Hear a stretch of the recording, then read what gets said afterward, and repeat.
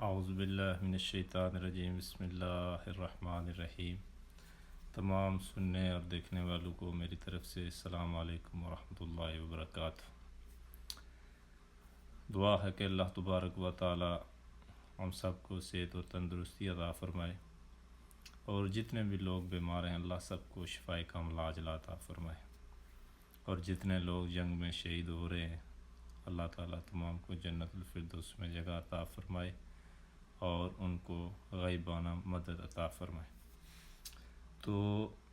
آج کا جو ہمارا ٹاپک ہے، موضوع ہے، وہ معاشرتی زندگی کے مطابق، یعنی محلے کے اندر یا کسی گاؤں کے اندر آپ نے سنا ہوگا کہ کچھ گنے چنے لوگ ہوتے ہیں۔ گنے چنے میں نے اس لیے کہا کہ ان کا کام یہ ہوتا ہے کہ کسی نہ کسی طریقے سے کوئی چھوٹی سی بات ملے جو کسی کو نقصان دینے والی ہو تو اس کو وہ آواز دیتے ہیں، اس کے اندر وہ ذاتی انٹرسٹ لیتے ہیں اور پھر اس بات کو بڑھا چڑھا کر بیان کر کے ایک فتنے کی طرف لے جاتے ہیں۔ اور یہ ہر گلی محلے میں جتنے میں مختلف قسم کے گاؤں ہوتے ہیں، بستیاں ہوتی ہیں جنہیں ہم اپنی زبان میں گراں کہتے ہیں، تو ان کے اندر یہ ہر علاقے کے اندر پائے جاتے ہیں۔ جو ایک سنجیدہ انسان ہوگا، سوجھ بوجھ رکھنے والا ہوگا، جب آپ اس کے سامنے یہ گفتگو کریں گے تو وہ اپنے محلے کے اعتبار سے فوراً ان آدمیوں کے نام لے لے گا کہ ہمارے محلے کے اندر یہ 4-5 ایسے آدمی ہیں کہ جنہوں نے محلے کو جو ہے یرغمال بنا کے رکھا ہوا ہے، یعنی کہ جو بھی چھوٹی موٹی بات ملتی ہے تو اس کو وہ آگے رکھ لیتے ہیں اور اسی طریقے سے اس بات کو وہ موضوع بنا کر جو ہے محلے کے اندر فتنہ پھیلاتے رہتے ہیں۔ اور ان لوگوں کے اندر یہ بات ہوتی ہے کہ اگر ان کی کسی کے ساتھ کوئی ذاتی رنجش ہوتی ہے تو وہ کیا کرتے ہیں کہ مخالف ٹیم کے ساتھ بیٹھ جاتے ہیں اور ان کو وہ غلط، جس کو ہم منافق کہتے ہیں، اس طرح کی وہ چال چلتے ہیں اور ان کے ساتھ بیٹھ جاتے ہیں، اور جو بھی نقصان ہو سکتا ہے دوسرے کا اس کے بارے میں وہ ایک پورا پلان تیار کر لیتے ہیں۔ اب بظاہر وہ اپنے آپ کو بہادر سمجھتے ہیں کہ ہم یہ کام کریں گے تو دوسرے کو نقصان ہوگا،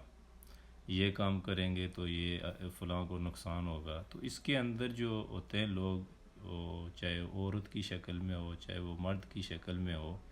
تو انہوں نے یہ بات جو ہے وہ ہر حالت میں کرنی ہوتی ہے،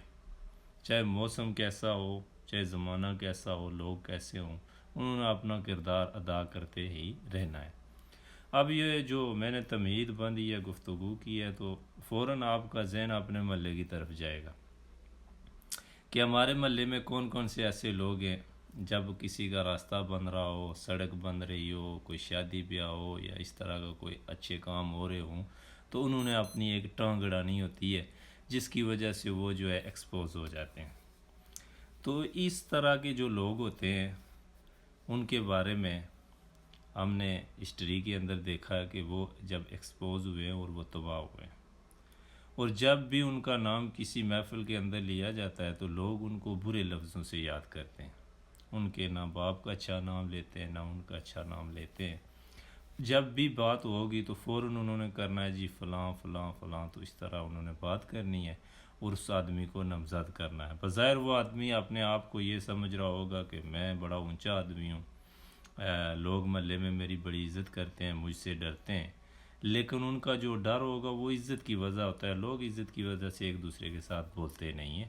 تو ایسے لوگوں کو جو ہے ہماری زبان میں کہتے ہیں دو چوپا یا منافق۔ منافق جو ہے ایک لفظ ہے جو ہر بندہ آسانی کے ساتھ سمجھ جاتا ہے۔ تو یاد رکھیں کہ یہ ایک دنیا فانی ہے، اس کے اندر ہم نے ہمیشہ نہیں رہنا۔ اب میں آپ کو حدیث مبارکہ بیان کرتا ہوں کہ جو محلے کی گواہی ہوتی ہے یا گاؤں کی سطح پہ جو گواہی ہوتی ہے مرنے کے بعد، جب انسان کا جنازہ اٹھایا جاتا ہے اور کسی گلی محلے سے وہ جا رہا ہوتا ہے تو لوگ وہاں جو گواہی دیتے ہیں اس کے بارے میں آپ ہمارے آقا علیہ الصلوۃ والسلام نے کیا ارشاد فرمایا۔ یہ میرے خیال میں حدیث سیدنا ابو بکر رضی اللہ تعالی عنہ سے روایت ہے، اور مشکوٰۃ شریف کی حدیث ہے کہ حضور نبی اکرم صلی اللہ تعالیٰ علیہ وسلم جو ہے ایک جگہ پر تشریف فرما تھے اپنے ہی بستی میں، اپنے ہی شہر میں، تو وہاں سے ایک جنازہ پہلے گزرا۔ جو پہلے جنازہ گزرا تو لوگوں نے اس کی اچھائی بیان کی کہ یہ جو مرنے والا شخص تھا یہ بڑا اچھا تھا، محلے میں اس نے بڑی اچھی زندگی گزاری، یہ انسانیت میں کتنا رہا، اور اس نے جو دنیا کے اندر وقت گزارا ہے اس نے ایسے ایسے گزارا۔ مثلاً اس کی جو صحابہ کرام نے جو تعریف تھی، جو اس کے لائق تھی، لوگوں نے کی۔ تو میرے آقا علیہ الصلوۃ والسلام نے ان کو سنا، اور سننے کے بعد ارشاد فرمایا واجبت لہ، اور پھر خاموش ہو گئے۔ راوی بیان کرتے ہیں اسی اثناء میں ایک دوسرا جنازہ گزرتا ہے، تو لوگوں نے جب پوچھا یہ کس کا جنازہ ہے تو بتایا، تو کچھ لوگوں نے اس کی برائی بیان کی کہ یہ فلاں شخص تھا، یہ ایسے تھا، یہ ایسے تھا۔ تو اب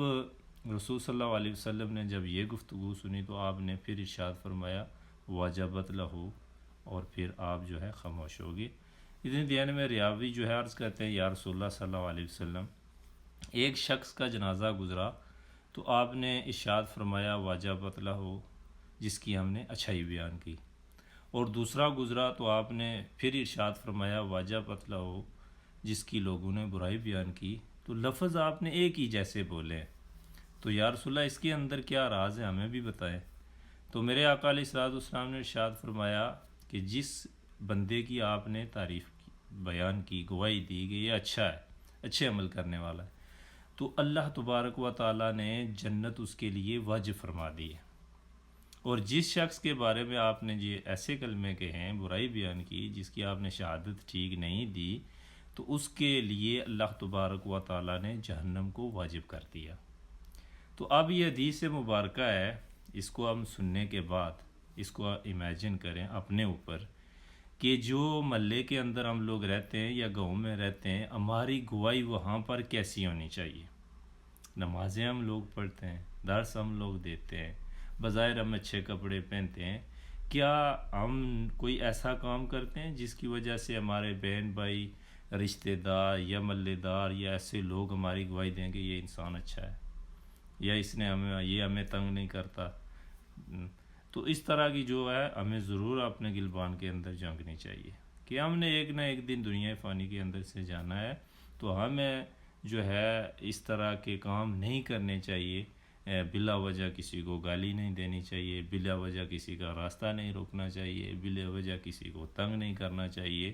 تو یاد رکھو کہ اگر آپ کسی کی نیند خراب کرتے ہو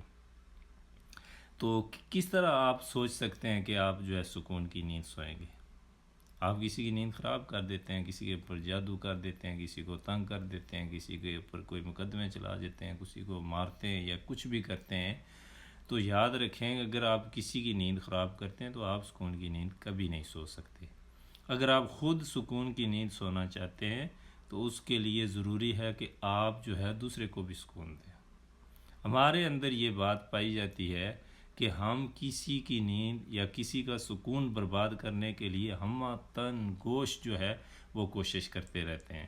تو یہ جو نظام کائنات ہے یہ رب چلاتا ہے۔ جس طرح ہم لوگ کسی جہاز میں، گاڑی میں یا ریلوے میں کسی چیز میں بیٹھ کر پیچھے سو جاتے ہیں نا، ہم ڈرائیور کو نہیں جان رہے ہوتے یہ ڈرائیور کیسا ہے، تو ہم سو جاتے ہیں یہ منزل پہ پہنچ جائے گی، لیکن جو رب کائنات چلاتا ہے اس کو بھی آپ سمجھیں کہ رب تعالیٰ جو نظام چلا رہا ہے اس نظام کے مطابق ہم چل رہے ہیں۔ اس دنیا کے اندر ہم ایسے سو رہے ہیں، اس رب کے بارے میں ضرور خیال کرنا چاہیے۔ تو میرا آج کا جو سبق ہے وہ اتنا ہی ہے، تو لہٰذا ہم سب میں جو بھی ایسی برائیاں ہیں ہمیں کوشش کرنی چاہیے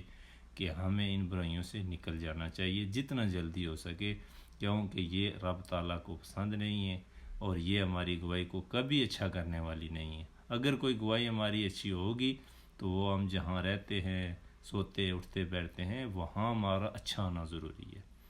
چاہے آپ نمازیں پڑھیں، کچھ بھی کریں، اگر اب انسانیت اور دنیا کا خیال